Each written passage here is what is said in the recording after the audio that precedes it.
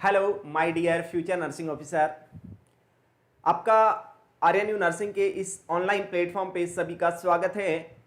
आज हम आपके सामने लेके आए हैं बहुत ही शानदार और धमाकेदार क्लास जिसमें होने वाला है एमसीक्यू सेशन, जिसमें पीवाईक्यू सीरीज चल रही है हमारी।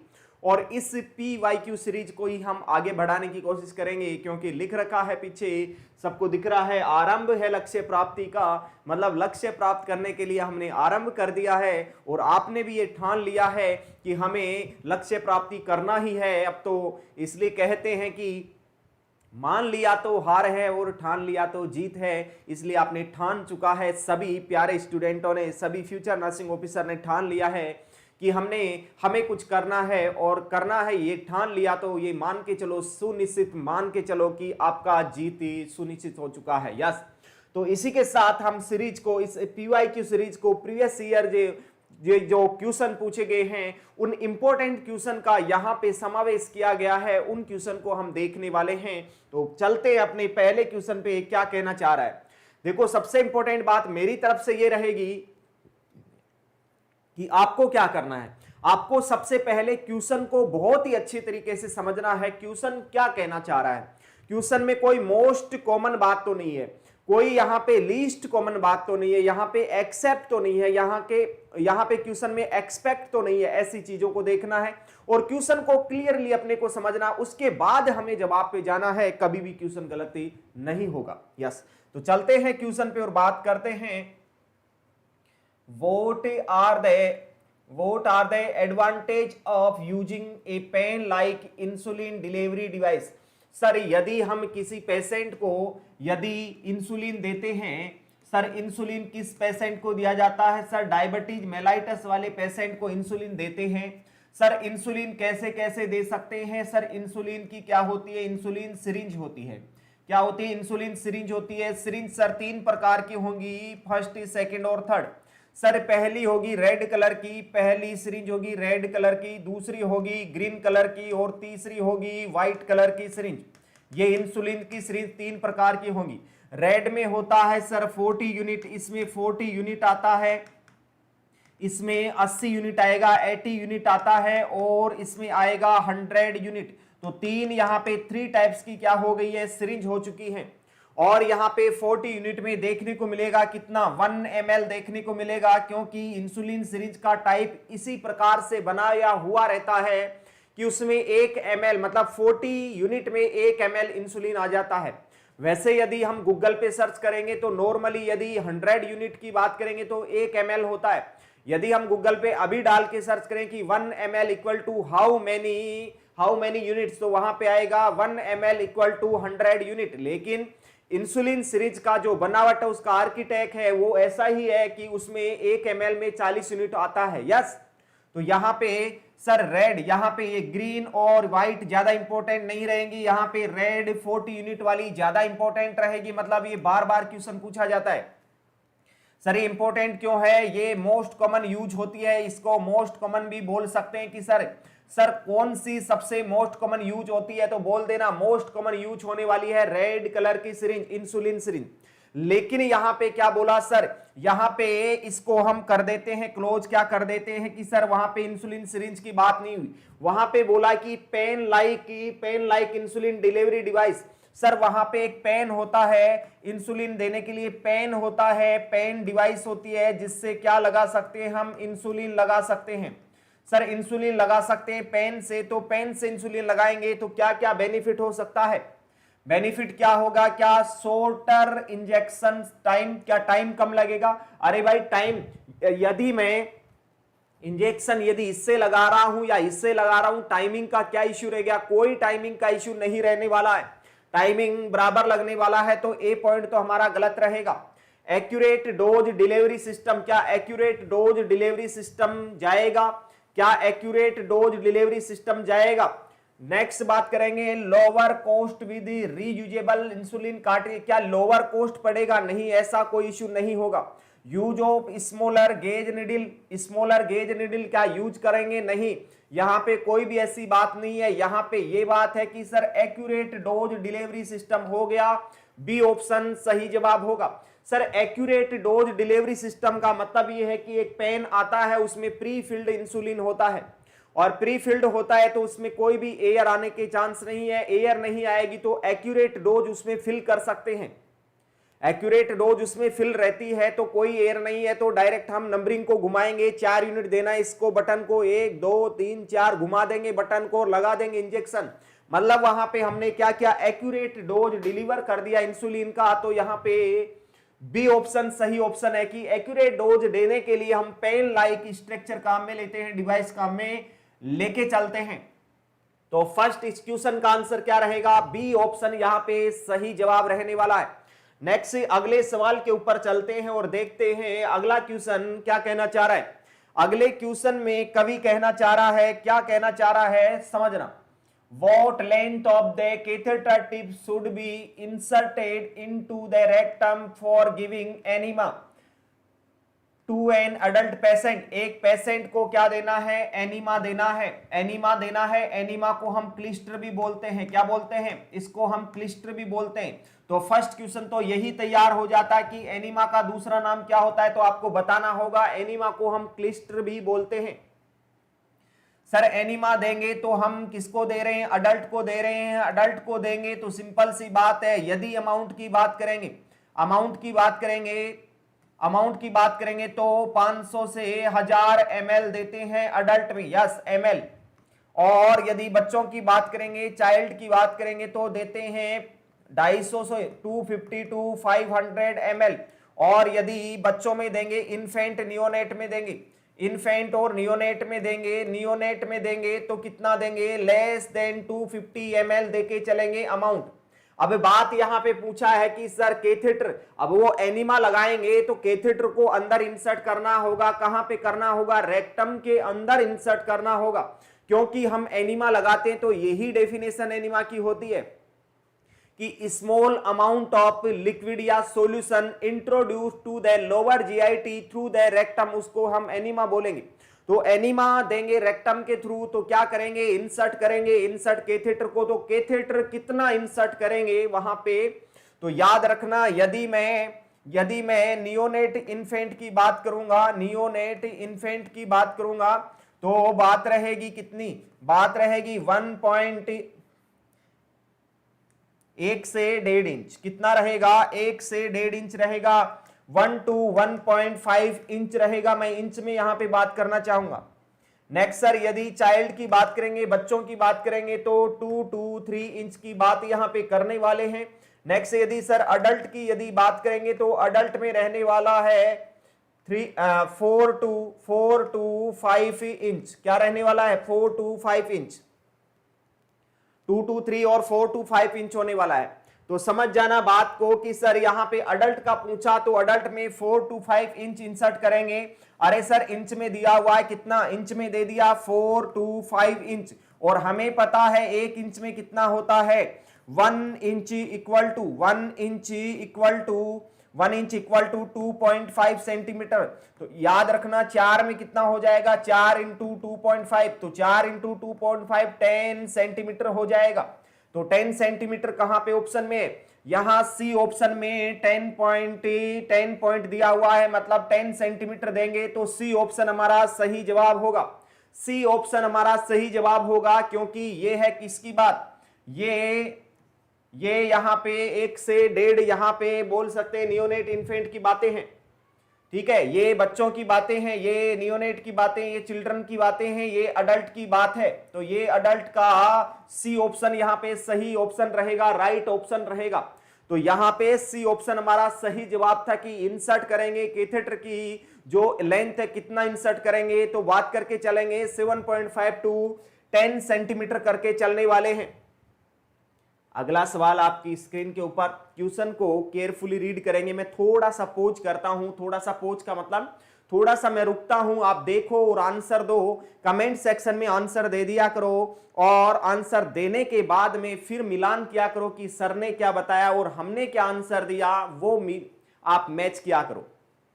चलो, तो क्वेश्चन क्या पूछना चाह रहा है यहां पे, which one of the following is the antidote of heparin. Heparin का एंटीडोट क्या है, हिपेरिन का एंटीडोट क्या है? तो यहां पे फर्स्ट है potassium sulphate, protamine sulphate, magnesium sulphate, morphine sulphate. तो याद रखना हमेशा, ये फेवरेट क्वेश्चन है एम्स का, तो वेरी वेरी फेवरेट क्वेश्चन है। और हम किस पे फोकस कर रहे हैं? हम नॉरसेट एम्स पे ही फोकस कर रहे हैं। तो हमें ये क्वेश्चन जरूर पढ़ना चाहिए और जरूर याद करना चाहिए। हिपेरिन का हमेशा एंटीडोट पूछा जाता है, हमेशा क्वेश्चन पूछा जाता है एम्स में, क्या हिपेरिन का एंटीडोट क्या है? तो आपको बता देना होगा हिपेरिन का एंटीडोट क्या होता है? प्रोटामाइन सल्फेट होता है। तो प्रोटामाइन सल्फेट यहां पे आंसर में लिखा हुआ है, ये रहा प्रोटामिन सल्फेट, ये होता है प्रोटामिन सल्फेट। तो यहां पे बी ऑप्शन यहां पे राइट आंसर होने वाला है, करेक्ट ऑप्शन होने वाला है प्रोटामिन सल्फेट। नेक्स्ट यहां पे पोटेशियम सल्फेट है, पोटेशियम, अरे सर यहां पे सभी के मैं लिखा देता हूं अलग से, क्या क्या लिखा देता हूं। सबसे फर्स्ट बात करूं कि सर यहां पे हिपेरिन की बात तो हो गई, क्या लिखा हिपेरिन में? क्या लिखा?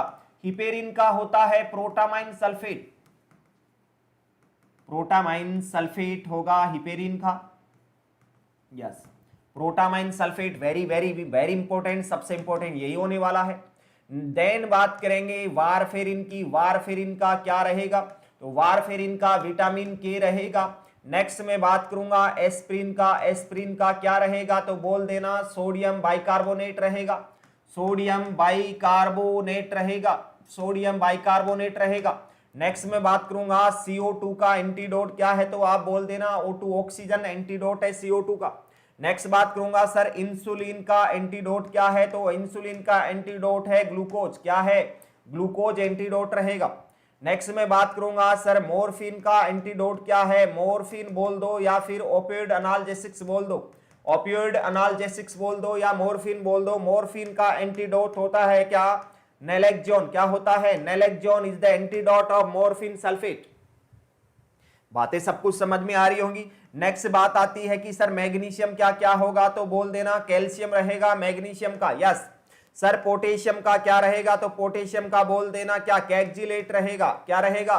कैक्जिलेट रहेगा, कैक्जिलेट, या फिर बोल सकते हैं insulin plus dextrose, insulin plus dextrose भी होता है, ये एग्जाम में ज्यादा पूछा जाता है। इंसुलिन प्लस डेक्सट्रोज फोकस करना इंपॉर्टेंट रहेगा। नेक्स्ट सर विटामिन के का ही, सॉरी के पोटेशियम का ही और एंटीडोट की बात करें तो यहां पे ड्यूओलिन से नेबुलाइज भी कर सकते हैं, ड्यूओलिन से नेबुलाइज कर सकते हैं, ये भी इसका एंटीडोट रहेगा, ठीक है। तो ये सभी नेक्स्ट सर इसी का एंटीडोट और क्या? इसी का एंटीडोट और कैल्शियम भी बोल सकते हैं, कैल्शियम भी इसका एंटीडोट होता है। तो यहाँ पे पोटेशियम के बहुत सारे एंटीडोट होते हैं और सबसे इंपॉर्टेंट जो बार बार एग्जाम में जो पूछा जाता है वो होता है इंसुलिन प्लस डेक्सट्रोज, क्योंकि यहां पे क्या होगा? पोटेशियम बढ़ेगा ब्लड में तो क्या होगा? हम इंसुलिन देंगे और डेक्सट्रोज देंगे। इंसुलिन क्या करता है? इंसुलिन ब्लड में से ग्लूकोज को उठाता है और फेंक देता है, कहां से? ब्लड से बाहर फेंक देता है और सेल में, लीवर में शिफ्ट कर देता है। सेल टिश्यू में इंसुलिन किसको शिफ्ट करेगा? ग्लूकोज को शिफ्ट करेगा, और ग्लूकोज के साथ साथ में पोटेशियम को उठा के भी फेंक देगा ब्लड से, तो वहां पे पोटेशियम भी नॉर्मल रेंज में आ जाएगा। सर डेक्सट्रोज क्यों देते हैं? क्योंकि डेक्सट्रोज इसलिए देते हैं कि इंसुलिन की कमी होगी, सॉरी इंसुलिन जाएगा तो डेक्सट्रोज की कमी करेगा, तो डेक्सट्रोज को मेंटेनेंस रखने के लिए ग्लूकोज साथ में देंगे हम इंसुलिन के।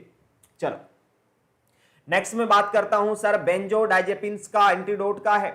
बेंजोडाइजेपिन्स, बेंजोडाइजेपिन्स का एंटीडोट क्या है? तो बोल देना फ्लूमाजेनिल होगा, फ्लूमाजेनिल होगा, फ्लूमाजेनिल होगा। नेक्स्ट रहेगा एल्कोहल विड्रॉल, एल्कोहल विड्रॉल का एंटीडोट क्या है?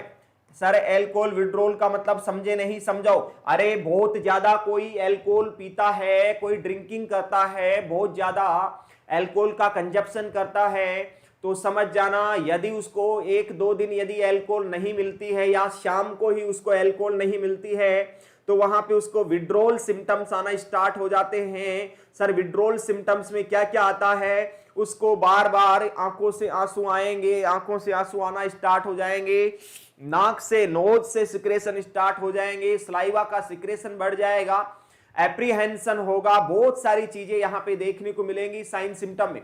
तो उस कंडीशन में हम क्या करेंगे? उस कंडीशन में उसको क्या दे सकते हैं?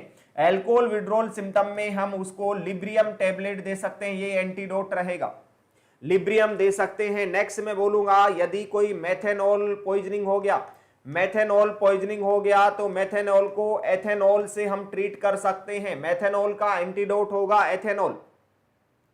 मेथेनॉल का एंटीडोट क्या होगा? एथेनॉल होगा। तो यहां पे मैंने मोस्ट ऑफ सभी चीजें यहां पे मेंशन करने की कोशिश की है।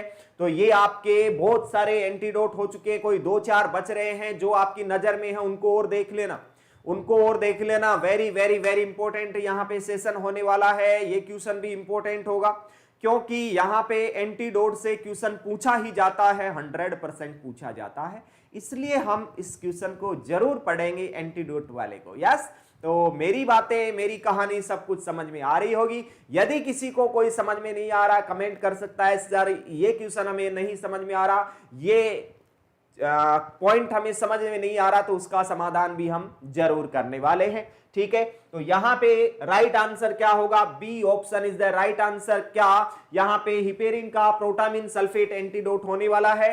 बाकी यहां पे इंपॉर्टेंट सभी जो चीजें थी मैंने मेंशन किया, यहां पे सुपड़ा साफ कर दिया मैंने किसका? एंटीडोट का। यस, आगे चलें। ओके, अगला क्वेश्चन क्या कहना चाह रहा है?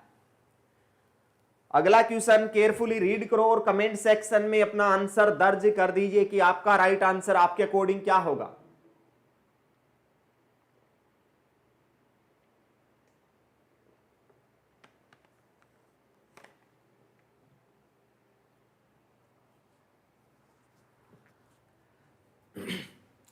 Which gauge intravenous catheter is commonly used for blood transfusion? Blood transfusion के लिए कौन से गेज का कैनुला हम काम में लेते हैं? तो याद रखना, हमने पढ़ा था सर यदि किसी को बीटी करते हैं, ब्लड ट्रांसफ्यूजन करते हैं तो 18 गेज का कैनुला काम में लेंगे जिसका कलर रहेगा ग्रीन कलर का।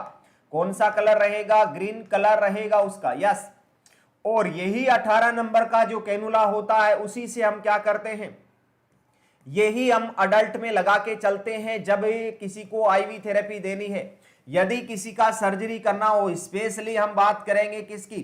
सी सेक्शन की बात करेंगे। किसकी? सी सेक्शन की बात करेंगे, ऑपरेटिव डिलीवरी की बात करेंगे, तो उसमें भी यही काम में लेंगे। तो 18 गेज का cannula during blood transfusion, during IV therapy in adult, during surgery या during caesarean section, green colour का 18 गेज का कैनुला काम में लेंगे। यहां पे पूछा ब्लड ट्रांसफ्यूजन किससे करेंगे, तो बीटी 18 नंबर से करेंगे, लेकिन 18 नंबर तो यहां पे दिया हुआ नहीं है। इसके इर्द गिर्द क्या बातें हैं? इसके इर्द गिर्द 19 नंबर का दिया हुआ है, तो यहां पे 19 गेज राइट मान के चलेंगे। यहां पे 19 गेज का राइट मान के चलेंगे। मैं मान सकता हूं कि प्रैक्टिकल लाइफ में इंपॉसिबल है क्योंकि हॉस्पिटल में 19 गेज का कैनुला आता ही नहीं है, लेकिन इर्द गिर्द अपने को तो जवाब देना क्वेश्चन का, तो जवाब इसी तरीके से दे सकते हैं कि 18 18 के पास में 19 है तो 19 यहां पे जवाब सही होगा।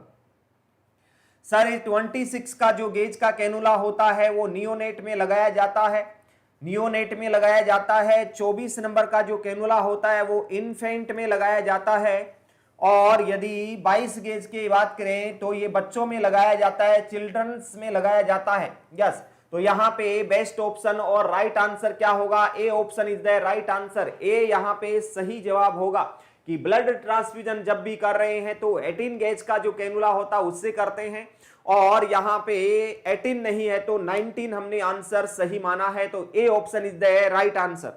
अगला सवाल देखते हैं क्या कहना चाह रहा अगला सवाल। मैं थोड़ा सा आपको टाइम देता हूं क्योंकि इस टाइम में आप क्वेश्चन को केयरफुली रीड करने वाले हो और इसका सही जवाब कमेंट सेक्शन में पुट करने वाले हो। क्या यहां पे सही जवाब हो सकता है इसका? क्वेश्चन को समझना जरूरी है। एक circulating nurse is anticipated to perform which of the following role, मतलब एक नर्स है, मैं बात करूंगा ओटी की, ऑपरेशन थिएटर की। सर ओटी में, ऑपरेशन थिएटर में 2 नर्स होती है, एक होती है सर्कुलेटरी नर्स। क्या होती है? एक होती है सर्कुलेटरी नर्स होती है, एक तो सर्कुलेटरी नर्स होगी, और दूसरी नर्स कौन सी होगी? वो रहेगी स्क्रब नर्स। कौन सी रहेगी? स्क्रब नर्स रहेगी, स्क्रब नर्स रहेगी, स्क्रब नर्स। तो इसने पूछा कि यहां पे कौन सा ऐसा फंक्शन है जो स्क्रब कौन से नर्स के द्वारा? सर्कुलेटिंग नर्स के द्वारा किया गया। तो सर्कुलेटिंग नर्स क्या करेगी? तो सर्कुलेटिंग नर्स क्या करेगी? सिंपल सी बात है सर, स्क्रब नर्स क्या करती है? वो डॉक्टर को असिस्ट करती है। किसको करती है? डॉक्टर को असिस्ट करती है। अभी मैं बात करूंगा कि सर्कुलेटरी नर्स किसको असिस्ट करती है। ये सर स्क्रब नर्स को असिस्ट करती है, स्क्रब नर्स को असिस्ट करती है। एक काम इसका ये होगा। दूसरा मैं बोलूंगा यहां पे ये इंस्ट्रूमेंट पास करती है, instrument pass to doctor, doctor को इंस्ट्रूमेंट देने का काम कौन करती है? Scrub nurse. यहां पे स्क्रब नर्स, यहां पे सर्कुलेटिंग नर्स किसको असिस्ट करती है? स्क्रब नर्स को असिस्ट करती है। और यहां पे इसका काम होता है पेशेंट के वाइटल साइन कंटिन्यू देखते रहना, इसका काम रहेगा। सर ये वेरीफाई करेगी कि पेशेंट का कंसेंट, सर्जरी का कंसेंट लिया हुआ है कि नहीं हुआ, चेकलिस्ट में देखेगी और टिक लगाएगी, मतलब उसको वेरीफाई करेगी। तो कौन करेगी? सर्कुलेटरी नर्स करेगी। तो यहां पे बात करेंगे क्या? असिस्टिंग द सर्जन, ये तो सर्कुलेटरी कौन सी? स्क्रब नर्स करती है, स्क्रब नर्स करती है। Count all sponge post operatively, ये भी क्या स्क्रब नर्स करेगी? ये भी स्क्रब नर्स करती है कि ऑपरेशन कंप्लीट होने के बाद में, सर्जरी कंप्लीट होने के बाद में सभी आर्टिकल्स को गिनना, काउंटिंग करना, ये क्या रहेगा? ये रहेगा क्या? किसका काम? स्क्रब नर्स का। तीसरा है परफॉर्मिंग सर्जिकल स्क्रब। अरे सर्जिकल स्क्रब तो स्क्रब नर्स ही करेगी ना, तो ये तीनों काम किसके? स्क्रब नर्स के। तो बच गया क्या? चौथा फंक्शन। तो यहां पे किसका रहेगा? डी ऑप्शन सही जवाब रहेगा कि sir verify the consent, consent को वेरीफाई करेगी। मतलब यहां पे डॉक्टर ने कंसेंट ली है। अरे भाई क्वेश्चन आ जाएगा कि कंसेंट कौन लेता है? कंसेंट डॉक्टर लेता है, फिजिशियन लेता है, हेल्थ केयर प्रोवाइडर लेता है, लेकिन हम उसको वेरीफाई करेंगे। हम उसको वेरीफाई करेंगे। वेरीफाई में क्या करेंगे कि डॉक्टर ने कंसेंट ली है कि नहीं ली है, यस या नो, तो टिक लगाएंगे। जो हमारी चेकलिस्ट होती है उसमें टिक लगाएंगे। क्या लगाएंगे कि यहाँ पे डॉक्टर ने कंसेंट ली है कि नहीं ली सर्जरी की, तो हमारा काम है। और किसका काम है? ये काम होता है सर्कुलेटरी नर्स का। किसका काम होता है? सर्कुलेटरी नर्स का होता है, जो घूमती रहती है, छोटा मोटा काम करती रहती है, पेशेंट के वाइटल साइन चेक करती रहती है, पेशेंट के कोई ड्रिप लगानी हो, फ्लूइड लगाना हो, वो कौन सी? सर्कुलेटरी नर्स ही करेगी ये सब काम। तो यहां पे हमारा सही जवाब होगा D option is the correct option. अगला सवाल आपकी स्क्रीन के ऊपर, सभी आंसर इसको केयरफुली पढ़ेंगे क्वेश्चन को और आंसर देने की कोशिश करेंगे। क्या इसका सही जवाब होगा आपके अकॉर्डिंग? क्या यहां पे सही जवाब होने वाला है?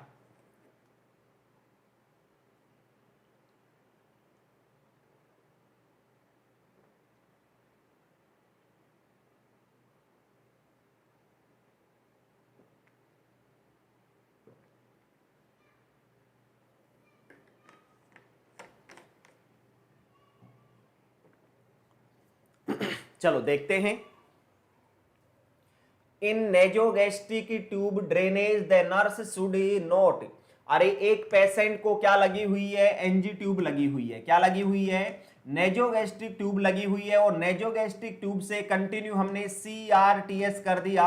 सर सीआरटीएस क्या होता है? सीआरटीएस का मतलब होता है continue Ryle's tube, continue Ryle's tube suction, continue Ryle's tube suction बोल सकते हैं इसको। मतलब या तो कंटिन्यू उसको सक्शन में अटैच कर सकते हैं या फिर हम कंटिन्यू उसको बैग में अटैच कर सकते हैं, जिससे हमारे एब्डोमेन में जो भी वेस्ट कंटेंट रहेगा, वेस्ट कंटेंट रहेगा, वो बाहर आ जाएगा हमारे नाक के थ्रू, हमें एनजी ट्यूब के थ्रू बाहर आ जाएगा। उसको सीआरटीएस बोलेंगे।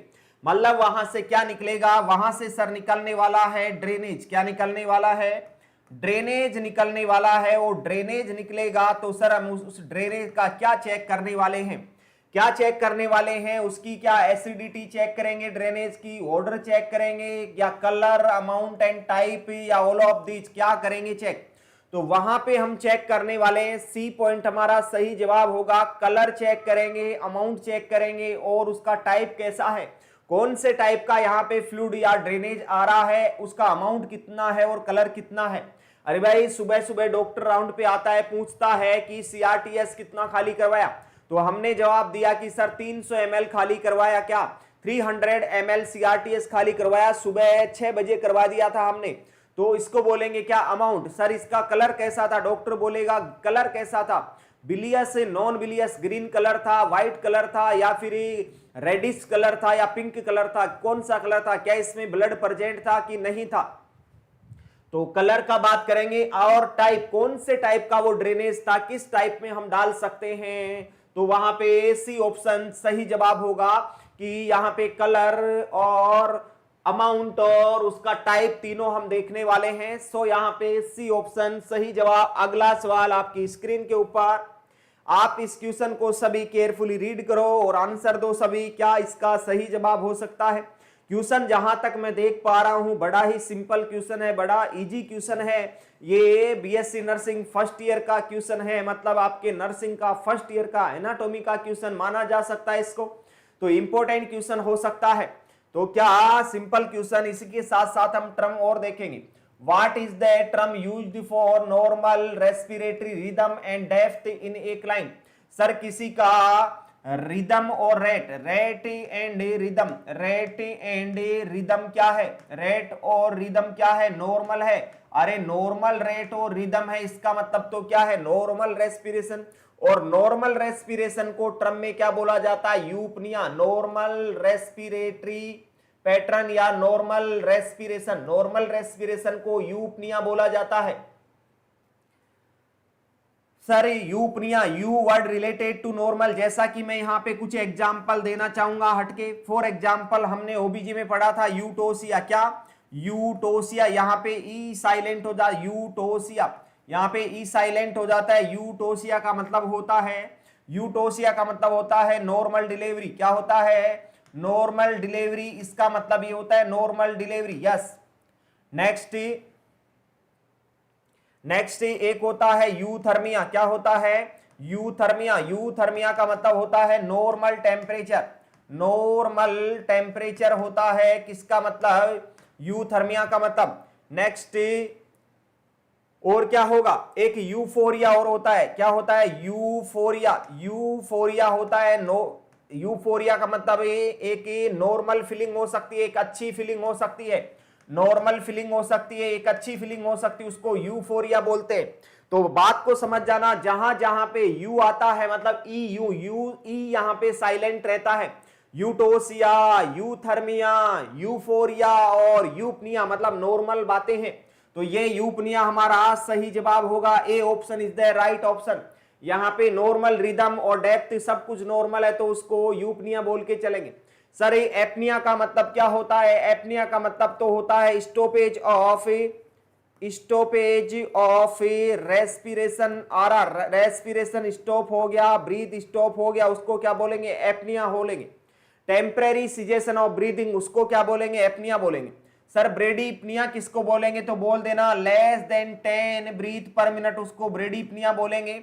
सर टेकीपनिया किसको बोलेंगे, तो बोल देना more than 24 breath per minute होगा, उसको हम बोल के चलने वाले हैं टेकीपनिया। तो ये सभी टर्म क्लियर होती हैं आपकी यहाँ पे। और यहाँ पे eutocia normal delivery, euthermia normal temperature, euphoria normal feeling, और यहाँ पे यूपनिया मतलब नॉर्मल रेस्पिरेशन। तो यहाँ पे नॉर्मल रेस्पिरेशन मतलब यूपनिया, ए ऑप्शन सही जवाब होगा। अगला सवाल देखते हैं क्या कहना चाह रहा है। अगला सवाल भी बहुत ही लॉजिकल सवाल है, बहुत ही सिंपल सवाल है, बहुत ही लॉजिकल सवाल और बहुत ही सिंपल सवाल। ये सवाल आपका कहीं ना कहीं बोल सकते हैं इंपॉर्टेंट सवाल हो सकता है कि यहां से बहुत बार क्वेश्चन पूछा जाता है, यहां से बहुत बार क्वेश्चन पूछा जाता है। आपकी टारगेट हाई बुक में ये क्वेश्चन 2 जगह पे मिलेगा, क्योंकि ये 2 बार एग्जाम में, प्रीवियस एग्जाम में पूछा गया क्वेश्चन, और जस्ट अभी ये पूछा गया किसमें, बाबा फरीदकोट यूनिवर्सिटी पंजाब 2023 में पूछा गया क्वेश्चन है। सो ये क्वेश्चन आपके लिए बहुत ही इंपॉर्टेंट होने वाला है। चलो देखते हैं, क्या देखते हैं। One recording, when recording blood pressure the sounds which can be heard with the stethoscope placed over the artery is termed as। Sir एक पेशेंट का हम ब्लड प्रेशर ले रहे हैं और ब्लड प्रेशर लेने के दौरान हम स्टेथोस्कोप से क्या सुनते हैं, साउंड सुनते हैं। मैं बोलूंगा किसी का ब्लड प्रेशर चेक कर रहे हैं और हम स्टेथोस्कोप लगाते हैं ब्रेकियल आर्टरी के ऊपर, कौन सी आर्टरी के ऊपर? ब्रेकियल आर्टरी के ऊपर हमने स्टेथोस्कोप रख दिया है। और ब्रेकियल आर्टरी के ऊपर जैसे ही हम हवा पुश करेंगे तो क्या होगा? पुश करेंगे वहां पे साउंड रुक जाएगा, उससे 30 to 40 mmHg ज्यादा एयर पुश करके चलेंगे। और फिर अब क्या करेंगे? अब धीरे धीरे उस एयर को निकालेंगे, डिफ्लेट करेंगे। जब ब्रेकियल आर्टरी पे फर्स्ट साउंड सुनाई देगा, हियर होगा, साउंड सुनाई देगा, उसी को हम क्या बोलेंगे? सिस्टोलिक ब्लड प्रेशर बोलेंगे। सिस्टोलिक ब्लड प्रेशर बोलेंगे, बीपी बोलेंगे। और सिस्टोलिक ब्लड प्रेशर को ही हमने क्या बोला? इसी को नाम दिया क्या? जिसको बोल सकते हैं कोर्सस्कोप साउंड। इसी को हम कोर्सस्कोप साउंड बोलने वाले हैं। बातें समझ में आ रही होंगी। तो इस साउंड को हमने कोर्सस्कोप साउंड बोला, तो यही पूछा कि उस साउंड का नाम क्या है? व्हीज साउंड है, मरमर साउंड है, करेकल साउंड है, कोर्सस्कोप साउंड है। तो हमने देखा उस साउंड को हमने क्या बोला? कोर्सस्कोप साउंड बोला। मतलब फर्स्ट साउंड यहां पे सुनता है, यदि during blood pressure first sound सुनता है तो उसको कोर्सस्कोप बोलेंगे या सिस्टोलिक बीपी भी बोल सकते हैं। दोनों एक ही बातें हैं। बातें समझ में आ रही होंगी आपको। तो यहां पे डी ऑप्शन सही जवाब रहेगा, Korotkoff sound. Korotkoff sound first sound of blood pressure, या फिर बोल सकते हैं सिस्टोलिक ब्लड प्रेशर को कोर्सस्कोप साउंड बोलते हैं। अगला क्वेश्चन क्या रहेगा? अगला क्वेश्चन क्या रहने वाला है? सभी क्वेश्चन को केयरफुली रीड करके आंसर देंगे। क्या यहां पे सही जवाब रहने वाला है? क्या यहां पे सही जवाब रहने वाला है?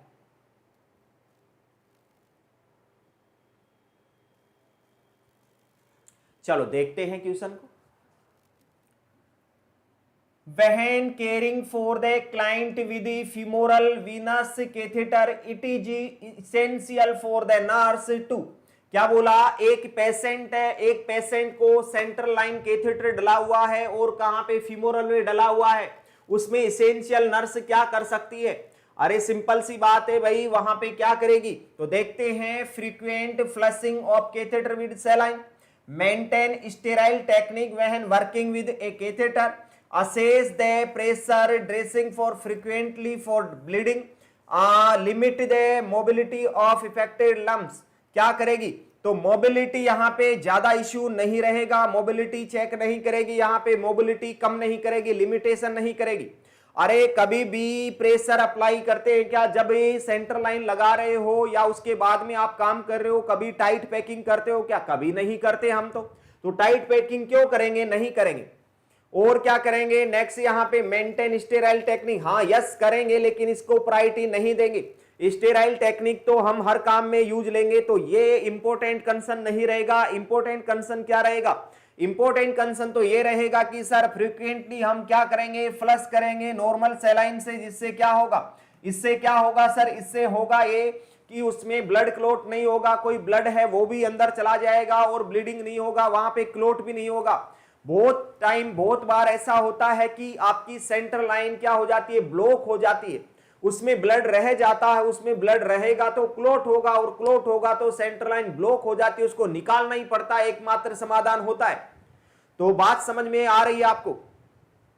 यदि हम सेंट्रल लाइन की केयर कर रहे हैं, वहां पे काम कर रहे हैं, तो हमें पता होना चाहिए कि उसको बार बार सेलाइन से क्या करना चाहिए? फ्लश आउट करना चाहिए, जिससे क्या होगा? वो प्रिवेंट क्या कर सकते हैं इससे? टू प्रिवेंट फ्रॉम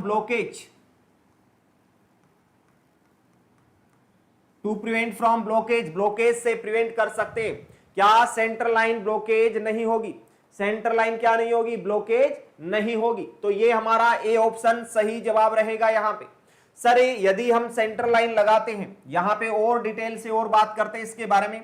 सर यदि हम सेंट्रल लाइन की बात करें तो सेंट्रल लाइन लगाते हैं सर, इसका मोस्ट कॉमन साइट क्या रहेगा? मोस्ट कॉमन साइट की यदि बात करें तो बोल देना राइट सबक्लेवियन वेन, बोल देना राइट सबक्लेवियन वेन होती है। Right subclavian vein is the most common site. इसको फर्स्ट प्रायोरिटी देके चलेंगे, इसलिए इंपॉर्टेंट रहेगा, क्वेश्चन मार्क डाल देना और इसको जरूर याद कर लेना। Right subclavian vein right side में क्लेविकल बोन के नीचे, क्लेविकल बोन के नीचे, तो इसको बोलेंगे राइट सबक्लेवियन वेन। ये मोस्ट इंपोर्टेंट साइट होती है, मोस्ट कॉमन साइट होती है for inserting the central line. Sir second most common कौन सी रहेगी? सेकंड मोस्ट कॉमन रहती है जुगुलार वेन। कौन सी रहेगी? Jugular vein is the second most common site रहेगी। सर थर्ड भी बता दो। अरे तीनों का ही निपटारा यहीं पे कर लेते हैं। थर्ड होता है फीमोरल वेन। कौन सा होगा? फीमोरल वेन होगा। तो ये तीसरी मोस्ट कॉमन हो जाएगी। तो यहां पे तीसरी मोस्ट कॉमन ही काम में ली, फीमोरल ही डाला हुआ है, और फीमोरल डाला हुआ है तो यहां पे उसको बार बार फ्लश आउट करने की कोशिश करेंगे जिससे ब्लॉक नहीं होगी सेंट्रल लाइन। तो हमारा यहाँ पे ए ऑप्शन सही पॉइंट था, सही जवाब था। चलो अगला क्वेश्चन देखते हैं क्या पूछने की कोशिश कर रहा। अगला क्वेश्चन क्या है? अगला क्वेश्चन है the Snellen chart is used to. एक स्नेलन चार्ट होता है यदि आप कभी भी ऑप्थेल्मोलॉजी डिपार्टमेंट में जाओगे। क्या जाओगे? ऑप्थेल्मोलॉजी डिपार्टमेंट में जाओगे। ऑप्थेल्मोलॉजी डिपार्टमेंट में जाओगे, आप बोलोगे कि सर मेरे को दिखना कम हो गया, दिखता कम है। तो वो पहले तो सबसे पहले आपको बिठाएगा कुर्सी के ऊपर और सामने कुछ अक्षर ABCD लिखी हुई रहेगी, वहां पे गिनती लिखी रही होगी, वहां पे छोटे बड़े अक्षर लिखे हुए होंगे। अरे छोटे छोटे हैं, बड़े बड़े हैं, फिर बड़े बड़े हैं, बड़े बड़े हैं, फिर छोटे हैं, फिर छोटे हैं, फिर और छोटे हैं। अरे सर वो क्या करने की कोशिश कर रहा है? वहां पे ग्लास लगा रहा है, दूसरा और चेंज कर रहा है, फिर दूसरा लगा रहा, अपने को पूछ रहा है अब आपको दिखाई दे रहा है? नहीं दे रहा। दूसरा लगाएगा, फिर बोले अब आपको दिखाई दे रहा? हाँ थोड़ा सा दिख रहा है। फिर उनको निकालेगा, दूसरे डालेगा, अब आपको दिखाई दे रहा? हाँ अब थोड़ा सा ठीक लगा है। फिर दूसरे लगाएगा, फिर पूछेगा अब आपको दिखाई दिया? हाँ अब तो क्लियर दिखाई दे रहा है। वो कौन सा टेस्ट कर रहा है? वो विजुअल एक्विटी को चेक कर रहा है। मतलब यहाँ पे ऑप्थेल्मोलॉजी डिपार्टमेंट में जाओगे तो वहां पे विजन को चेक करेंगे। तो विजन को चेक किससे करेंगे? Visual acuity test. कौन सा? विजुअल एक्विटी टेस्ट करेंगे। कौन सा? विजुअल एक्विटी टेस्ट करेंगे। सर मैं इस टेस्ट का पूरा नाम क्या बोल दूं? इस टेस्ट का पूरा नाम visual acuity test. Visual acuity test को परफॉर्म करने के लिए कौन सा टेस्ट करेंगे? तो वो करेंगे, इसका पूरा नाम बोल देता हूं जिससे आपको कोई डाउट नहीं रहेगा। Snellen visual chart. Snellen visual chart, ये इसका पूरा नाम बोल दिया। इसका मतलब सर आपने विजुअल और ऐड कर दिया, इसका मतलब हम कभी भूलेंगे नहीं। ये तो सर विजुअल एक्विटी को चेक करने के लिए स्नेलन विजुअल चार्ट हम काम में लेते हैं, टेस्ट काम में लेते हैं। सो यहाँ पे विजुअल एक्विटी मतलब डायरेक्ट अपन ऑप्शन पे जाते हैं, सी ऑप्शन पे, और सी ऑप्शन हमारा सही जवाब रहेगा। इससे मेजर इंट्राओक्युलर प्रेशर। सर ये तो हमें इंट्राओक्युलर प्रेशर ये तो टोनोमीटर से करते हैं। किससे करते हैं? टोनोमीटर से करते हैं। तो ये तो नहीं होगा, टोनोमीटर से करते हैं। ये इंट्राओक्युलर pressure IOP. Sir IOP इंट्राओक्युलर pressure tonometer से देखते हैं। टोनोमीटर से देखते हैं तो ये कितना आता है? 10 से 21 mmHg। ये नॉर्मल होता है क्या? ये 10 से 21 mmHg, 10 से 21 mmHg नॉर्मल प्रेशर होता है। इंट्राओक्युलर प्रेशर 10 से 21 mmHg। सर ये टोनोमीटर के माध्यम से चेक किया जाता है आईओपी, और आईओपी बढ़ा हुआ है। ये फिर यदि आईओपी बढ़ा हुआ है, इंक्रीज है, तो आईओपी बढ़ा हुआ है तो इसका ड्रग ऑफ चॉइस क्या रहेगा? तो बोल देना टिम्मोलोल इसका ड्रग ऑफ चॉइस रहेगा। Timolol is the drug of choice for increase ICP. Increase ICP का ड्रग ऑफ चॉइस क्या रहेगा? टिम्मोलोल रहेगा। Timolol is the drug of choice for increase IOP. ICP मत समझना, आईओपी की बात करेंगे। Next measure eye pain. Eye pain को मीजर स्टेट से नहीं करेंगे। Next assess the degree of colour blindness. Sir colour blindness को चेक करेंगे। तो कलर ब्लाइंडनेस को चेक करने के लिए मैं डाटा यहां पे लिख दे रहा हूं।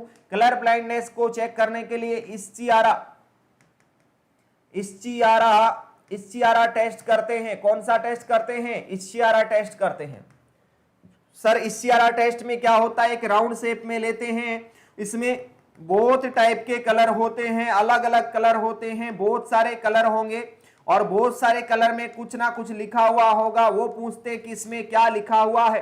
तो ये होता है कलर विजन टेस्ट, मतलब इशारा टेस्ट करते हैं कलर विजन के लिए। यस, तो यहां पे हमारा सी ऑप्शन सही जवाब रहेगा। अगला क्वेश्चन देखते हैं क्या कहना चाह रहा है अगला क्वेश्चन। अगला क्वेश्चन क्या कहना चाह रहा है, अगला क्वेश्चन देखते हैं।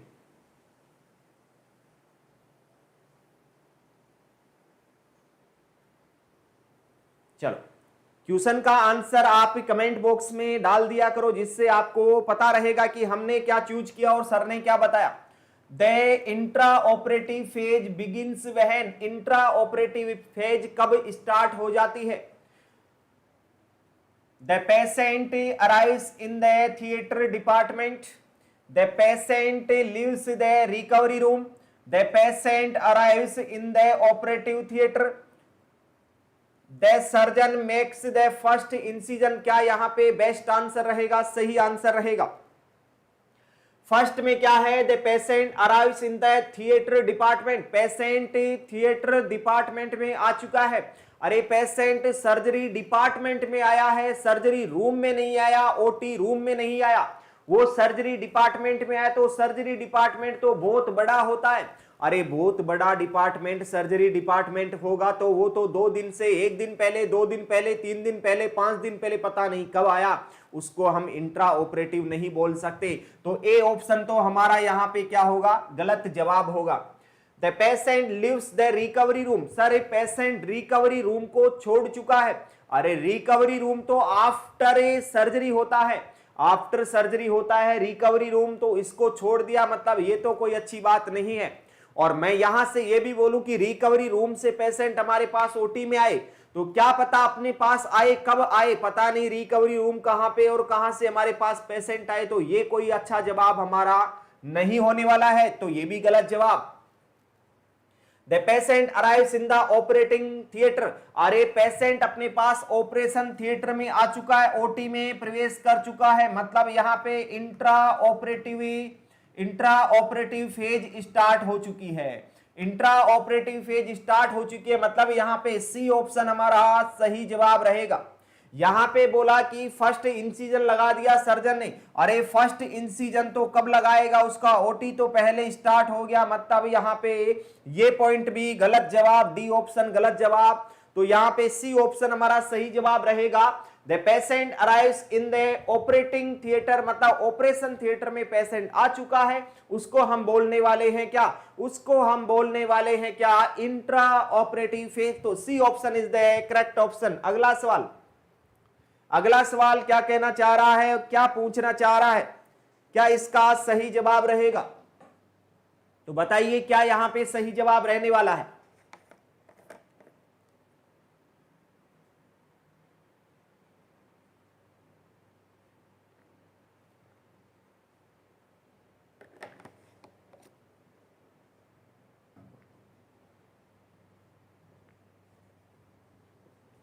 चलो देखते हैं इसका सही जवाब क्या होगा, क्वेश्चन क्या पूछना चाह रहा है। Which of the following nursing intervention is appropriate when an IV infusion infiltrate. Sir किसी को क्या लगा रखा है, कैनुला लगा रखा है, इसमें बोला किसी को कैनुला लगा रखा है, उससे क्या दे रहे हैं, आईवी थेरेपी दे रहे हैं। सिंपल सी बात है, कैनुला लगा के आईवी थेरेपी लगा रहे हैं, और आईवी थेरेपी लगाने के दौरान कैनुला हो गया क्या, इनफिल्ट्रेट, क्या हो गया, इनफिल्ट्रेट हो चुका है। और इनफिल्ट्रेट हो चुका है, इसका मतलब इसका दूसरा नाम होता है एक्स्ट्रावेजेशन। क्या होता है, इसका दूसरा नाम होता है एक्स्ट्रावेजेशन। तो पेशेंट को इनफिल्ट्रेशन हो चुका है, इनफिल्ट्रेशन को हमने क्या बोला, एक्स्ट्रावेजेशन, इसका दूसरा नाम होता है, वो बोल दिया।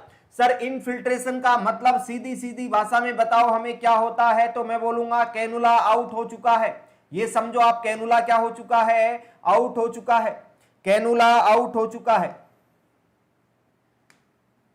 कैनुला क्या हो चुका है, कैनुला यहां पे आउट हो चुका है, मतलब यहां पे खराब हो चुका है। तो कैनुला आउट यदि हो गया तो हम वहां पे क्या करने वाले हैं, अरे कैनुला आउट हो गया, कैनुला आउट यदि हो जाता है तो हम क्या करते हैं, इनफिल्ट्रेशन। इनफिल्ट्रेशन में फिर से एक इंपॉर्टेंट क्वेश्चन मैं बोलूंगा, most common complication, most common complication, most common complication किसका, most common complication of IV therapy, most common complication of IV therapy is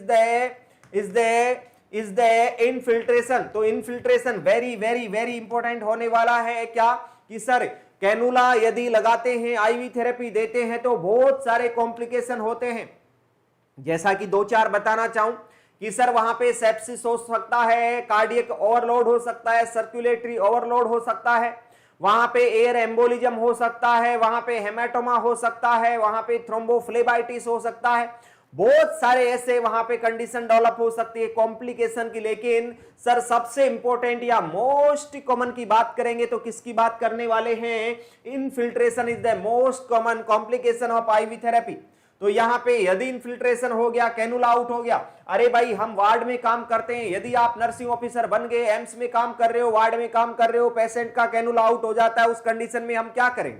अरे भाई सिंपल सी बात है, हम क्या करेंगे? ड्रिप को बंद कर देंगे, कैनुला को हटा देंगे और चेंज कर देंगे दूसरी साइड, और जहां पे साइट है वहां पे क्या कर देंगे? 2x2 का गोज पीस लेंगे, कवर कर देंगे, साइट को एलिवेट कर देंगे जिससे एडिमा नहीं होगा। यही तो हम करने वाले हैं। यस, तो यही हम पढ़ेंगे। क्या कर देंगे? Elevate the site, discontinue the infusion, attempt to flush the tube, apply warm moist compress. देखो कभी भी यदि इनफिल्ट्रेशन होता है तो हमेशा कोल्ड एप्लीकेशन लगाएंगे, कभी भी वार्म एप्लीकेशन नहीं लगाएंगे, हमेशा कोल्ड एप्लीकेशन लगाते हैं। ये सही बात है, ये गलत बात है। Attempt to flush the tube, अरे कैनुला आउट होने के बाद में ट्यूब को फ्लश क्यों करना है? जब ऑलरेडी उसने क्वेश्चन में बोल दिया इनफिल्ट्रेशन कंफर्म हो चुका है, इनफिल्ट्रेशन हो चुका है, कैनुला आउट हो चुका, उसके बाद में फ्लश आउट करेंगे तो टिश्यू ज्यादा डैमेज हो जाएंगे, तो हम फ्लश आउट नहीं करेंगे। फ्लश आउट करने के बाद में वहां के टिश्यू ज्यादा डैमेज हो जाएंगे, स्वेलिंग ज्यादा हो जाएगी, एडिमा ज्यादा हो जाएगी, तो कभी भी फ्लश आउट नहीं करने वाले हैं। एलिवेट द साइट, सर ये करेंगे लेकिन फर्स्ट प्रायोरिटी नहीं देंगे। क्या कैनुला आउट लगा हुआ है एलिवेट कर देंगे? ऐसा नहीं करते हैं। अरे पहले क्या करेंगे? पहले तो करने वाले हैं क्या? पहले करने वाले हैं डिसकंटिन्यू द इन्फ्यूजन, डिसकंटिन्यू करेंगे इन्फ्यूजन को, और उसके बाद में डिसकंटिन्यू करेंगे मतलब स्टॉप करेंगे, डिसकंटिन्यू करेंगे, कैनुले को हटाएंगे और यहाँ पे 2x2 गोज पीस लगाएंगे, साइट को एलिवेट करेंगे, कोल्ड एप्लीकेशन लगा देंगे और दूसरी जगह पे कैनुला नया लगा देंगे, न्यू कैनुला लगा देंगे, नया कैनुला दूसरी साइट पे लगा देंगे। ये रहेगा according to priority management of infiltration. Yes, तो यहां पे हमारा सही जवाब रहेगा discontinue the infusion. B option is the right option. अगला सवाल देखते हैं क्या यहां पे होने वाला है, क्या क्वेश्चन में पूछ रखा है। बड़ा ही सिंपल क्वेश्चन बोल सकते हैं और बड़ा ही इंपॉर्टेंट क्वेश्चन, क्योंकि ये मोस्ट ऑफ एग्जाम में पूछा जाता है। कलर का question, colour of oxygen cylinder, colour of CO2 cylinder, colour of nitrous oxide cylinder, ये पूछा जाता है। सो ये क्वेश्चन आपके लिए बहुत इंपॉर्टेंट होने वाला है। चलो देखते हैं colour coding for nitrous oxide cylinder. अरे सर यदि हम बात करें ब्लैक कलर, तो ब्लैक कलर किसका होगा? ब्लैक कलर किसी का नहीं होगा, किसी भी सिलेंडर का नहीं होगा। ब्लैक विद व्हाइट शोल्डर, अरे सिंपल सी बात है सर, ये तो ऑक्सीजन सिलेंडर का कलर है, ऑक्सीजन सिलेंडर का कलर है। ऑक्सीजन सिलेंडर कैसा होता है? नॉर्मली मैं बताना चाहूंगा, ऑक्सीजन सिलेंडर ऐसा होगा कुछ, और यहाँ पे इसका ये होता है ऊपर का, तो ये पार्ट तो होता है क्या? ये पार्ट रहेगा ब्लैक कलर का। ये पार्ट कौन सा रहेगा? ये पार्ट ब्लैक कलर का होता है, ब्लैक कलर का होगा जो 90% एरिया को कवर करेगा। और ये पार्ट रहेगा क्या? ये व्हाइट कलर का होगा, व्हाइट कलर का होगा जो 10% पार्ट को ही कवर करेगा। इसलिए बोल सकते हैं कि सारे O2 सिलेंडर का कलर होता है black body and white top. क्या बोल सकते हैं? Black body and white top रहेगा, व्हाइट टॉप रहेगा, ब्लैक बॉडी व्हाइट टॉप रहेगा। ये रहेगा ऑक्सीजन सिलेंडर। नेक्स्ट से बात करेंगे फ्रेंच ब्लू। फ्रेंच ब्लू जो रहेगा, ब्लू बोल सकते हैं या ब्लू बोल सकते हैं या French blue, that is colour of nitrous oxide. मतलब यहाँ पे सी ऑप्शन हमारा सही जवाब रहेगा। सी ऑप्शन मतलब यहाँ पे नाइट्रस ऑक्साइड की बात करेंगे तो नाइट्रस ऑक्साइड के सिलेंडर का कलर या तो ऑप्शन में मिल जाएगा आपको ब्लू कलर, या फिर मिल जाएगा फ्रेंच ब्लू कलर। दोनों ही इंपॉर्टेंट है, दोनों ही एक की बातें हैं, चिंता करने की कोई आवश्यकता नहीं है। तो दोनों कलर में बोल सकते हैं, एक में नाइट्रस ऑक्साइड का कलर है फ्रेंच ब्लू या ब्लू, दोनों ही बातें एक ही होंगी, कोई भी यहां पे अलग बात नहीं होगी। ग्रे कलर की बात होगी तो सर ग्रे कलर किसका होता है, CO2 सिलेंडर का कलर ग्रे कलर होगा, CO2 सिलेंडर का कलर ग्रे कलर रहेगा, CO2 सिलेंडर का कलर ग्रे कलर का रहेगा। और साथ में याद कर लेना ग्रे कलर किसका रहता है, 16 नंबर का जो गेज का कैनुला होता है उसका कलर भी ग्रे कलर का होता है, ये भी हमेशा याद रखना। 16 गेज का जो कैनुला होता है उसका कलर भी ग्रे कलर का होता है। सो यहां पे अपना आंसर क्या रहेगा, French blue is the colour of nitrous oxide cylinder, या बोल सकता हूं इसका ब्लू भी बोल सकते हैं या फ्रेंच ब्लू भी बोल सकते हैं। सो यहां पे C option is the right option. Yes, अगला सवाल आपकी स्क्रीन के सामने, आपकी पलकों के सामने आपसे जवाब मांग रहा है। क्या जवाब मांग रहा है, फटाफट से इसका जवाब दे दीजिए। क्या यहां पे राइट ऑप्शन हो सकता है, क्या यहां पे राइट आंसर होगा, क्या यहां पे राइट आंसर होगा, क्या यहां पे सही जवाब होगा। क्वेश्चन क्या कहना चाह रहा है, nurse obtains A specimen of clear nasal drainage from the client with head injury, which of the following test differentiate mucus from CSF।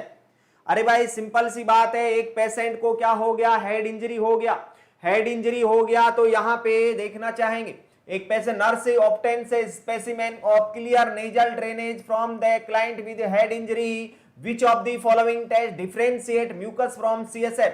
अरे भाई ये है कि हेड इंजरी किसी पेशेंट को हुई, हेड इंजरी किसी पेशेंट को यदि होती है, हेड इंजरी यदि किसी पेशेंट को होती है तो सिंपल सी बात है आईसीपी बढ़ता है, और आईसीपी कहीं से लीकेज भी हो सकता है, लीकेज भी हो सकता है।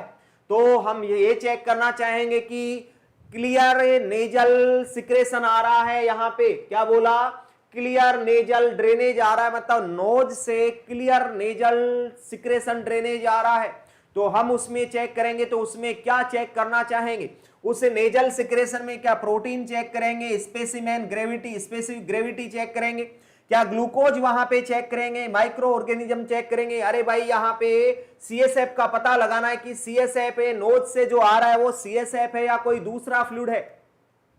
भाई सिंपल सी बात है, हेड इंजरी हुई है तो यहां से क्लियर नेजल फ्लूइड वहां पे आया, तो हमें यह पता लगाना है कि यहां से कोई सीएसएफ लीकेज होके हमारा जो ब्रेन का जो फ्लोर है वो फ्लोर कहीं क्या ब्रेक तो नहीं हो गया, कहीं लीकेज तो नहीं हो गया, फ्लोर में कोई क्रैक तो नहीं हो गया, फ्रैक्चर तो नहीं हो गया, यहां से कोई फ्लूइड लीकेज तो नहीं हो गया सीएसएफ, तो ये पता लगाएंगे।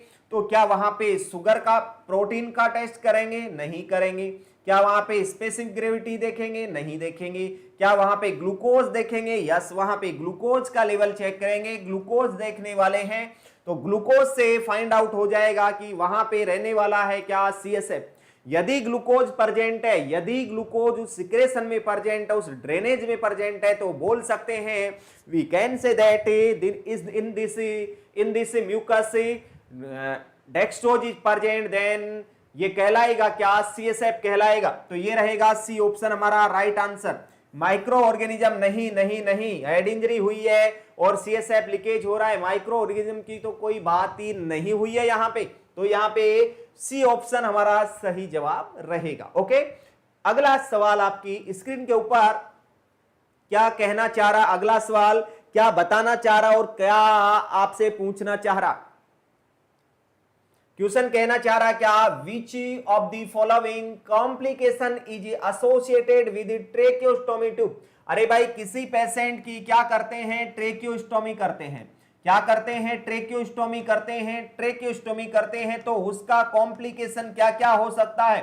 तो सिंपल सी बातें हैं सर, कॉम्प्लिकेशन में पढ़ेंगे क्या हो सकता है। एक तो sir a patient unable to, ये सर कॉम्प्लिकेशन नहीं, ये तो प्रॉब्लम बोल सकते हैं, मोस्ट कॉमन प्रॉब्लम जो फेस की जाती है पेशेंट से, तो मोस्ट कॉमन प्रॉब्लम तो क्या रहेगी, मोस्ट कॉमन प्रॉब्लम रहेगी patient unable to speak, patient unable to speak, patient बोल नहीं पाएगा, पेशेंट अनेबल टू स्पीक, इसको बोलेंगे क्या, ये तो most common problem face by the patient after tracheostomy. यदि किसी पेशेंट को ट्रेकियोस्टोमी किया जाता है, आर्टिफिशियल ओपनिंग की जाती है ट्रेकिया में, तो उस कंडीशन में पेशेंट को कोई प्रॉब्लम फेस होती है, तो ये होती है कि पेशेंट बोल नहीं पाता है।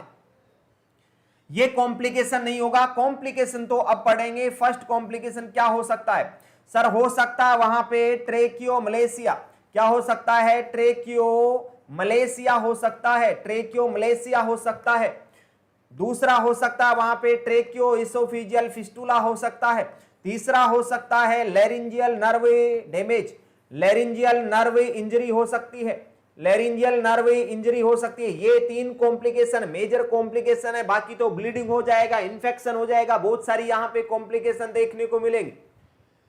तो यहां पे क्यों कॉम्प्लिकेशन पूछा? तो पूछा क्या इंक्रीज दी कार्डियक आउटपुट उससे।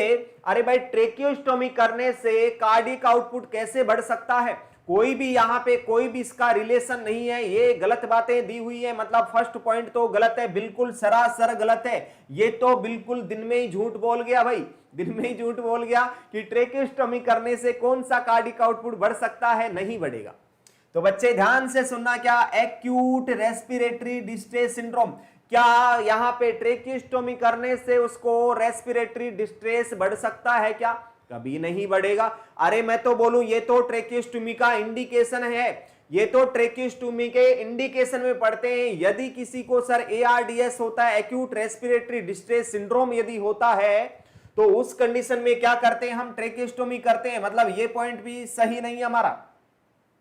इंक्रीज ब्लड प्रेशर, क्या ट्रेकियोस्टोमी करने से ब्लड प्रेशर बढ़ेगा? कभी नहीं बढ़ेगा। अरे ब्लड प्रेशर बढ़ने से कम होने से कोई रिलेशन नहीं है ट्रेकियोस्टोमी का, तो मतलब ये पॉइंट भी नहीं होगा। तो कौन सा होगा? क्योंकि हमारे पास एक ही पॉइंट बचा है तो सोचने की जरूरत नहीं, इस पॉइंट को तो पढ़ने की जरूरत ही नहीं है क्योंकि यही पॉइंट हमारे पास बचा है, तो इस पॉइंट को हम सही मानेंगे। तो बात समझ में आ रही होगी आपको। क्या पॉइंट है? Damage to the laryngeal nerve. Sir यहां पे लैरिंजियल नर्व इंजरी या डैमेज हो सकती है। जब हम कट लगाएंगे ट्रेकिया में तो यहां पे लैरिंग्स पास में है, तो लैरिंग्स का नर्व कट जाएगा, और नर्व कट जाएगा तो वोकल बॉक्स बोलते हैं उसको, वॉइस बॉक्स बोलते हैं, वोकल कॉर्ड बोलते हैं, जहां से हम बोल सकते हैं, जहां से हमारी आवाज बनती है, वॉइस बनती है, उसकी नर्व कट जाएगी तो वो पूरी जिंदगी और लाइफ वो बोल नहीं पाएगा। ये एक मेजर कॉम्प्लिकेशन होता है, सीरियस कॉम्प्लिकेशन होता है ट्रेकियोस्टोमी का, कि पेशेंट का लैरिंजियल नर्व डैमेज हो जाएगा और वो पूरे जीवन पर्यंत बोल नहीं पाएगा। यस, तो बातें समझ में आ रही होंगी आपको सब कुछ। यस, अगला क्वेश्चन, यहां पे डी ऑप्शन हमारा सही जवाब रहेगा। अगला सवाल देखते हैं क्या कहना चाह रहा है। अगला सवाल क्या कहना चाह रहा है, देखिए सभी, बड़ा ही simple question, logical question, very very very important question. ये क्वेश्चन क्या कहना चाह रहा है, क्वेश्चन क्या बयां करना चाह रहा है, इसमें कवि क्या पूछना चाह रहा है, तो देखेंगे। Body temperature is regulated by, body temperature किसके द्वारा रेगुलेट किया जाता है? तो हाइपोथैलेमस, क्या सेरेबेलम, ब्रेन स्टीम, सेरेब्रम, किसके द्वारा रेगुलेट किया जाता है? यस, तो हाइपोथैलेमस से रेगुलेट होता है क्या टेम्परेचर, क्योंकि हाइपोथैलेमस को हम बोलते हैं thermo regulation centre, thermo regulation centre, thermo regulation centre बोला जाता है। थर्मो रेगुलेशन सेंटर का मतलब यही होता है कि टेम्परेचर रेगुलेशन सेंटर को थर्मो रेगुलेशन ही बोलते हैं। सर और क्या करता है ये, और क्या करता है हाइपोथैलेमस, क्या करता है? ये हंगर सेंटर भी है, हमारे भूख का सेंटर है।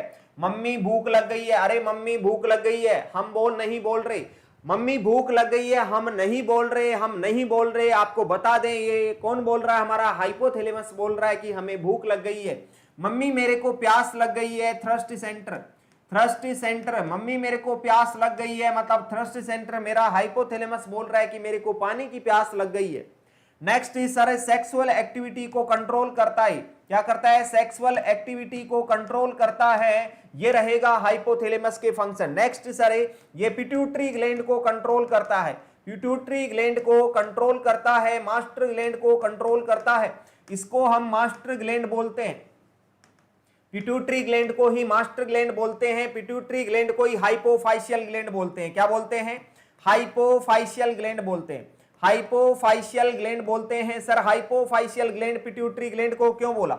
सर पिट्यूटरी ग्लैंड को हाइपोफाइशियल ग्लैंड इसलिए बोला क्योंकि इसका सर सिचुएशन होता है, इसका लोकेशन होता है, कहां पे स्थित होती है? ये होती है sir hypophyseal fossa of the sphenoid bone, hypophyseal fossa of the sphenoid bone. यदि ये स्पेनोइड बोन के हाइपोफाइशियल फोसा में स्थित होती है, इसीलिए इसको बोला गया hypophyseal gland. Very very very important question. क्या बोला कि सर हमारी जो पिट्यूटरी ग्लैंड होती है वो स्पेनोइड बोन की एक खांच होती है, हाइपोफाइशियल फोसा होता है, उसी में स्थित होती है। हमारी जो स्पेनोइड बोन होती है वो चमगादड़ के पंखनुमा स्ट्रक्चर होती है, और जो चमगादड़ का बॉडी होता है, ऐसा समझो कि बॉडी वाली जगह पे स्पेनो क्या रहती है? हमारी पिट्यूटरी ग्लैंड होती है। तो पिट्यूटरी ग्लैंड होती है, इसका मतलब समझ जाना आप कि ये स्पेनोइड बोन की खांच में स्थित होती है, इसलिए हाइपोफाइशियल फोसा में स्थित होती है। इसलिए इसको पिट्यूटरी ग्लैंड को मास्टर ग्लैंड भी बोला और हाइपोफाइशियल ग्लैंड भी बोला। यस, हाइपोफाइसिस या न्यूरोहाइपोफाइसिस भी बोल सकते हैं। हाइपोफाइशियल ग्लैंड ये एक बेस्ट नाम हो सकता है। तो ये रहेगा हमारा हाइपोथैलेमस के सभी फंक्शन की सेंटर होता है, रेगुलेट करता है। अब बात करेंगे सर सेक्सुअल एक्टिविटी को तो कंट्रोल करता है हाइपोथैलेमस। अब आप बोल रहे हो सर इमोशन को कौन करेगा? अरे इमोशन को हाइपोथैलेमस नहीं करेगा, इमोशन सभी काम हाइपोथैलेमस थोड़ी करेगा। हाइपोथैलेमस के ऊपर लोड पड़ जाएगा, काम नहीं कर पाएगा, पागल हो जाएगा, पूरे लोड इसको नहीं। इमोशन को कंट्रोल करता है लिम्बिक सिस्टम। कौन सा? लिम्बिक सिस्टम करता है। लिम्बिक सिस्टम कंट्रोल करता है किसको? इमोशन को। तो हमारा ए ऑप्शन यहां पे सही जवाब होने वाला है। सेरेबेलम हमारी बॉडी का बैलेंस बनाता है सेरेबेलम। ब्रेन स्टीम यहां पे हमारी जब ब्रेन स्टीम फंक्शन चेक करते हैं, हमारी ब्रेन का फंक्शन चेक करते हैं, जिसमें हम कोल्ड कैलोरिक टेस्ट भी करते हैं। ब्रेन स्टीम के फंक्शन को चेक करने के लिए कोल्ड कैलोरिक टेस्ट करते हैं। कौन सा? कोल्ड कैलोरिक टेस्ट करते हैं। यस। नेक्स्ट सेरेब्रम के बहुत सारे एरियाज होते हैं और बहुत सारे अलग अलग फंक्शन होंगे। कॉग्निशन मतलब थॉट प्रोसेस, कॉग्निशन प्रोसेस, बहुत सारे थिंकिंग प्रोसेस, अलग अलग फंक्शन होंगे। वो डिटेल से बात आपकी एनाटॉमी में होने वाली है। तो यहां पे हमारा आंसर, बेस्ट आंसर की टेम्परेचर रेगुलेशन सेंटर कौन सा होगा? हाइपोथैलेमस होगा। तो यहां पे ए ऑप्शन हमारा सही जवाब रहेगा, राइट रेस्पॉन्स रहेगा। तो ये रहे आज के सेशन के इंपॉर्टेंट क्वेश्चन। अब अपने सेशन को देते हैं यही विराम, फिर मिलते हैं अगली क्लास में बहुत ही शानदार जानदार क्वेश्चन के साथ में। तब तक के लिए सभी को धन्यवाद।